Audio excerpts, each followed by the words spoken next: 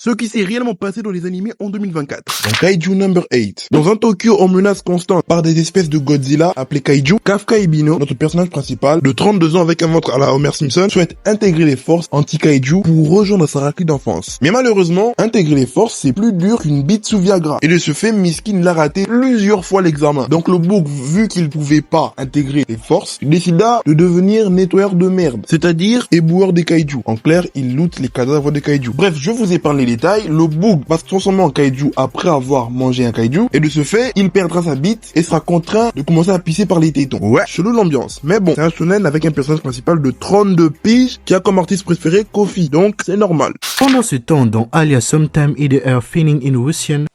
Ça alors, t'es dur en affaires. Dans ce cas, me ferais-tu l'honneur de me donner ton numéro de téléphone? Écoute-moi bien, petit con. J'en ai envoyé des missiles nucléaires pour moins que ça et les PNJ ne m'intéressent pas. Sur ce, j'y vais. J'en ai marre du plan foireux sur mes fesses depuis tout à l'heure. Et aussi, tu restes un PNJ, même en mettant ce collier sur ton cou. Pourquoi y a toujours ce plan sur mon cul? Mais on est où là? C'est un animé tout public ou pas? Salut le prota.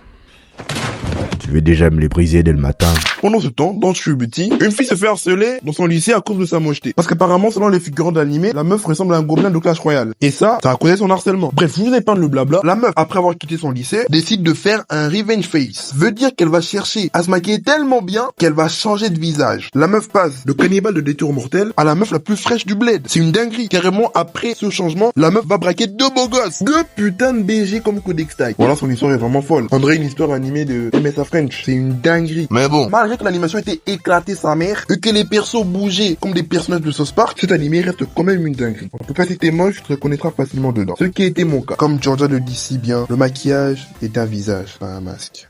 Pendant ce temps, dans Blue Lock, ouais, l'animation de la saison 2 de Blue Lock est à chier. Et tu te dis qu'ils ont tout donné en termes de budget dans des animés de romance et des animés à la 50 nuances de gras. Même les H de cette année sont mieux animés qu'à la saison 2 de Blue Lock. Jusqu'à un niveau, tu te dis que les animateurs ont juste tout donné pour les buts, pour qu'on puisse faire des élites derrière. Pendant ce temps, dans Alia Sometime in the Air Feeling in Russian, je me suis toujours demandé, Alia, pourquoi t'es aussi investi sur LoL? Ça serait fou qu'en récit de la naissance, vous êtes initié à jouer à League of Legends. Ouais, tout ça c'est de la faute du daron. Il voulait mettre en place ce projet Faker avec nous. Tu mens, Alia. En plus, ta mère est japonaise, pas coréenne. En plus, quel daron ferait ça? T'as des preuves de ce que t'avances au moins. Ouais, son historique. Mais heureusement que le plan il a foiré, sinon j'aurais pas de vie sociale. Mais t'as une grande sœur, donc il a commis l'erreur 2 fois. Avec moi, il voulait lancer le projet Araki Oda, mais au final, on est resté sur de la bombe. En tout cas, j'espère qu'il y aura pas de scène débile. On est en 2024. Non, je rigole, il y aurait du fanservice. Pendant ce temps, dans Fairy Tail, la quête de 100 ans. Alors ici, il se passe pas vraiment des dingueries. Mais niveau fanservice, alors là, on a vraiment été servi. Entre Lucy qui se dessape au moins une fois par épisode, Erza à 4 pattes comme dans Fortnite, et les gros plans bien zoomés sur le BBL de Lucy, frérot. Les animateurs, ils étaient en roue libre. C'est une dinguerie. Et malgré que l'animation était devenue en mode Pee-wee Gilly, tu pouvais pas mater ça au salon. Mais bon, hormis tout ça, niveau scénar, c'était aussi une dinguerie. Marche blanc, fils d'Icknir, acteur X, stripteaseuse. Franchement, personnellement, j'étais comblé. Mais bon, ça change pas le fait que c'était plus la quéquette de 100 ans que la quête de 100 ans. Pendant ces temps, dans Dam Dam Dam, déjà comme on recommande l'anime en disant que l'anime suit Okaru qui croit aux théories du complot et à la Mafashi et qui fait la rencontre de Ayase qui elle croit aux fantômes. Il se lance un pari pour savoir qui a raison et qui a tort. Et les deux font la rencontre d'un fantôme et des aliens. Le fantôme alias Meme Turbo veut le couille des Okaru et les aliens veulent la banane des Ayase. Ouais, on est en 2004. Et si je vous dis que l'intrigue tourne autour de la récupération des couilles des Okaru, peut-être c'est juste un arc, mais quand il demande de l'aide à la grand-mère des Ayase à qui quand même t'es responsable et aucun coup de fil des parents des Okaru, on dirait qu'il y a juste l'âge de la grand-mère des Ayase qui choque quelqu'un dans cet animé. Ouais, là, ça compte.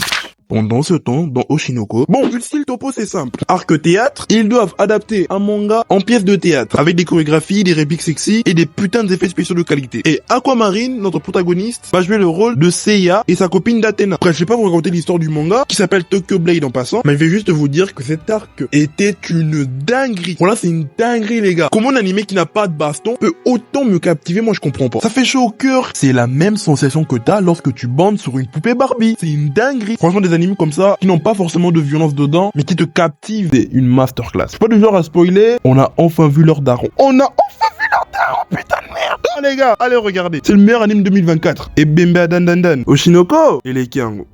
Pendant ce temps, dans Maken to Meaning Losing Heroine, le mec prenait tranquille son coca et tombe sur une tsundere hystérique qui a l'air hystérique avec le BG du lycée qui est BG. Ils étaient en train de faire leur scène de ménage. La tsundere hystérique est en fait l'amie d'enfance du BG. Elle se prend un râteau mais elle joue fair play en motivant le BG d'aller rejoindre celle qu'il aime. Le beau part en s'excusant, la meuf pleure. Et nous faire ça dès les premières minutes du premier épisode, c'est original. La meuf s'est mise à utiliser la paille du BG pour un baiser indirect. Elle s'est fait crier par un collègue de sa classe. Elle vient lui raconter sa vie à Nekumuzu. Nekumuzu n'en a rien à foutre. Elle raconte qu'elle connaît les mecs depuis plus de 12 ans. Nekumuzu n'en a toujours rien à cirer. Elle dit que la meuf sur qui le mec crush vient d'arriver il y a 2 mois. Nekumuzu s'en battait toujours les couilles. Elle bouffe ses frites sur sa note. Là, pour Nekumuzu, c'est tendu.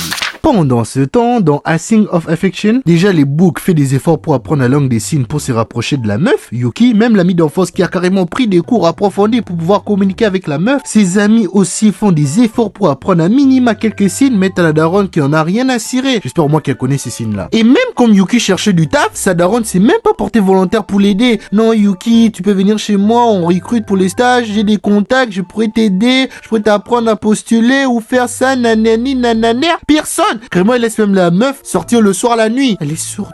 Pendant ce temps, dans Demon Slayer,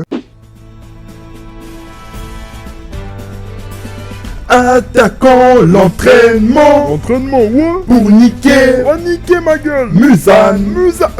Wesh, pas Musan, wesh. Vous deviendrez des On grands va grandir, ouais. pourfendeurs Ouais. de démons. Démon dans mon calbar, putain. Vous êtes plus fragile que des minettes. Comme ma quéquette. Par pitié, secouez-vous. Secouez-vous les gars, secouez-vous les gars. Mais bon, Yo. l'entraînement des piliers. Wesh. Stop. Oui, la musique est gaze. Mais bon, j'espère que t'as kiffé la vidéo. N'hésite pas à me donner des animés que tu aimerais voir dans la partie 2 qui sera dans la chaîne d'hypnose. Sur ce, fermons la parenthèse et regardons Kibutsushi Muzan en train de marcher. Oh oui, Muzan. Oh oui, continue de marcher. Oh oui, Muzan. Ah oui. Oui, Muzan. Oui. Encore Muzan. Encore. Oui.